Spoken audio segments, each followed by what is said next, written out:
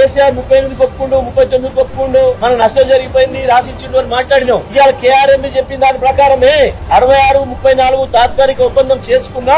దాని ప్రకారం కూడా ఆంధ్రప్రదేశ్ దాన్ని గౌరవించి ముందుకు రాలేదు. కేసీఆర్ ఉన్నంత కాలం 34% పైగా నీళ్లను వాడిండు, 38, 39% నీళ్లను కూడా వాడిండు అనే విషయం లెక్కలతో సహా స్పష్టంగా చెప్తుంది కేఆర్ఎంబి.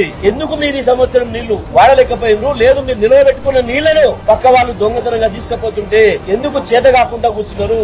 ఎందుకు మీ మూతలకు స్లిప్పులు వేసుకొని కూర్చున్నారు? మూతలకు ప్లాస్టర్లు వేసుకొని ఎందుకు కూర్చున్నారు? సమాధానం చెప్పాలి ఇవాళ తెలంగాణ ప్రజలకు. మీరు ఇంత దగా, ఇంత దోపిడీ ఇంత పొద్దున్నాక జరుగుతుంటే కూడా ఒక్కడికంటే ఒక్కడికి సోయలేదు.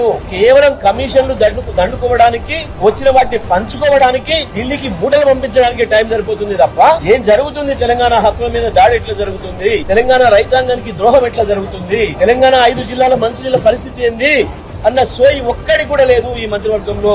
ముఖ్యమంత్రి